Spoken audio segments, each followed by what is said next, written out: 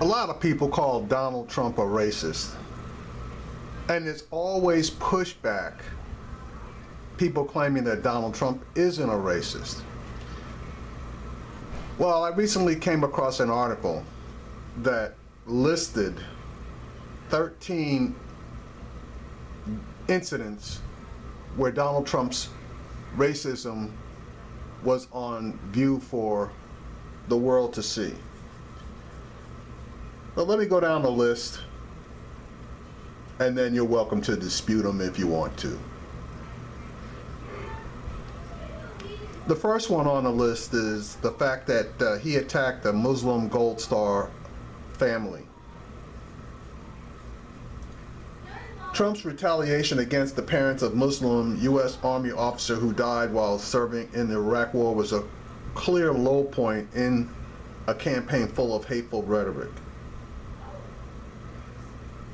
Yes, Mr. Khan did come out and ask him if he had read the Constitution, and instead of attacking the family, all he had to do was say yes, even if he hadn't, and just dropped it. But Donald Trump cannot take any type of criticism or attack without firing back. The fact that he attacked Mrs. Khan, who didn't say a word, says a lot about Donald Trump's character. If he was going to attack anybody, he should have attacked the husband or retaliated against the husband. But knowing Donald Trump, based on his public persona, that's pretty much par for the course. A second instance is when he claimed the judge was biased against him because he's a Mexican. That's the one where Trump implied that Gonzalo Curiel, the federal judge presiding over a class action lawsuit against the for-profit Trump University, could not fairly hear the case because he was of Mexican heritage. Donald Trump basically called him a Mexican, which he isn't. He's an American of Mexican heritage. This is the same judge that put his life on the line as a prosecutor prosecuting Mexican drug cartels, and he had to go into hiding for a year because of his steadfastness in prosecuting them. Yet, it didn't matter to Donald Trump. He didn't even know the guy's history. All he could see was that this guy was a Mexican.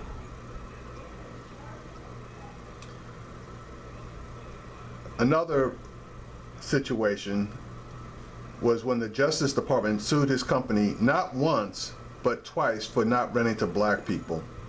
That one you can look up on your own. Basically, he was president of his real estate corporation, Trump Management Corporation, and he got busted discriminating against black people and Puerto Rican people. He tried to pull a Trump, which is sue the person that's suing you, but his $100 million lawsuit got thrown out of court. He settled the case and was supposed to start renting to minorities and providing listings of his 1,500 apartments to the New York Urban League, who in turn would forward to him applicants that were screened to make sure that they were creditworthy in order to rent his apartments. Well, he didn't do that, and they had to go back into court 3 years later to sue him because he was not fulfilling the stipulations of the original settlement. Another case is where Trump in his Atlantic City casinos would remove African American card players at the request of big spending gamblers. He was fined $200,000 for that in 1992. He appealed it, and the state appeals court upheld the fine. It was also noted that when Donald and Ivana, his wife at the time, came to the casinos, the bosses would order all black people off the floor. This was confirmed by one of his employees, who stated that she worked there as a teenager and that the supervisors would put them all in the back and they had to stay there as long as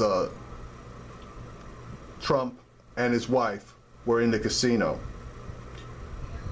Trump also disparaged his black casino employees as lazy, according to a book by John O'Donnell, a former president of Trump Plaza Hotel and Casino. It isn't funny. I've got black accountants at Trump Castle and Trump Plaza. Black guys counting my money, I hate it. O'Donnell recalled Trump saying, "The only kind of people I want counting my money are short guys that wear yarmulkes every day." I think the guy's lazy, referring to one of his black employees. And it's probably not his fault, because laziness is a trait in blacks. It really is. I believe that. It's not anything they can control. Trump has faced charges of reneging on commitments to hire black people as well. In 1996, 20 African Americans in Indiana sued Trump for failing to honor a promise to hire mostly minority workers for a riverboat casino on Lake Michigan. And then there's the one that I believe we should all know about. He refused to condemn white supremacists who were campaigning for him. That was in February of this year, where he did a TV interview, and the interviewer asked him if he would renounce white nationalist and former KKK leader David Duke, who told his radio audience the previous week that voting for any candidate other than Trump is really treason to your heritage. That interview was done by Jake Tapper. Trump tried to pull the bullshit line that he didn't know who David Duke was, and he didn't have any information on the white supremacist groups. By definition, a white supremacist group, for the most part, hate somebody. You know, you could say they may not hate blacks, they may just hate Jews or Hispanics or whatever, but most white supremacist groups basically are hate groups. So for him to disavow them shouldn't really have been a problem. And he tried to pull a bullshit line that he didn't know who David Duke was. And nobody believed that one. It took him 2 days to disavow David Duke. And those 2 days were long enough for the Iowa caucuses to take place.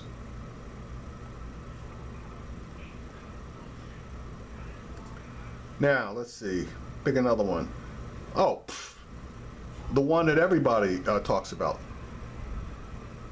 Donald Trump is a birther. He was claiming that President Obama was not born in the United States and therefore should not have been able to run for president, even knowing that his mother was a U.S. citizen, which automatically would have given President Obama citizenship. That being said, Obama provided a copy of his birth certificate, and Donald Trump wouldn't accept it for whatever reasons. He said the birth certificate was phony. And then he famously said that he had sent his investigators to Hawaii and they had found amazing things. We're still waiting for those investigators, I guess, to get back so that we can find out what those amazing things are. Funny thing though, within this past week, Ben Carson has claimed that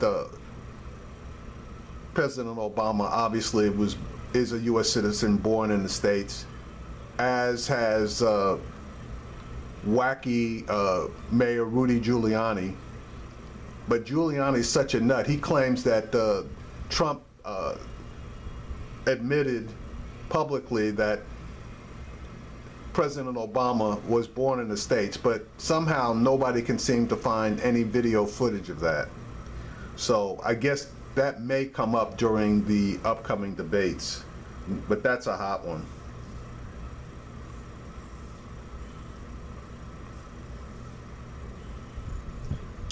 I guess the fact that he stated Hispanics are going to get the jobs after he kicks out all of the undocumented immigrants, aliens, etc., and that they're going to love him. And he said the same thing about blacks. He also said that Native Americans suck. He said that back in 1993. He started making disparaging comments. Specifically, he wanted to open a casino in Bridgeport, Connecticut that would compete with one owned by the Nantucket Pequot Nation, a local Native American tribe. He stated that they don't look like Indians to me, they don't look like Indians to Indians. Trump then elaborated on those remarks, which were unearthed last year in the Hartford Courant, by saying the mafia had infiltrated Indian casinos. So he was pulling stuff out of his ass on that one. Donald Trump encouraged mob justice that resulted in a wrongful imprisonment of the Central Park Five. That one's a famous one. You can just Google Central Park Five and you can get all the information if you Google Central Park 5 and Donald Trump. But basically, Trump took out a full-page ad in 4 New York City area newspapers. I thought it was just the Times, but I guess it was 4, calling for the return of the death penalty in New York and the expansion of police authority in response to the infamous case of a woman who was beaten and raped while jogging in Manhattan Central Park. He said they should be forced to suffer, and then when they kill, they should be executed for their crimes, Trump wrote, referring to the Central Park attackers and other violent criminals. I want to hate these murderers, and I always will. The public outrage over the Central Park jogger rape at a time when the city was struggling with high crime led to the wrongful conviction of 5 teenagers of color known as the Central Park Five. It also didn't help that the police violated at least 2 of the amendments, at least 2 of the amendments, 5th, 4th, and I think it's 1st amendments in wringing quote-unquote confessions out of them. And given the fact that 4 out of the 5 were under 18 and had asked for their parents, which they refused to have their parents present while they were doing this questioning. Well, you get the picture. Anyway, the Central Park 5 convictions were overturned in 2002 after they had already spent years in jail when DNA evidence showed they did not commit the crime, and they actually did catch the actual rapist. Today, their case is considered a cautionary tale about a politicized criminal justice system. But Donald Trump still thinks the guys are guilty. He doesn't believe in science. Okay, here's another one for you. He condoned the beating of a Black Lives Matter protester. At a November campaign rally in Alabama, Trump supporters physically attacked an African-American protester after the man began chanting Black Lives Matter. Video of the incident showed the assailants kicking the man after he was already fallen to the ground. The following day, Trump implied that the attackers were justified. Maybe the protester should have been roughed up, he mused. It was absolutely disgusting what he was doing. Trump's dismissive attitude towards the protesters are part of a larger troubling pattern of instigating violence towards protesters at campaign events that he has singled out people of color. And there was one event, I'm forgetting exactly when it was a Black Lives Matter protester. This one was a woman, and she was struck and abused by a known white supremacist, and Donald Trump was egging the guy on.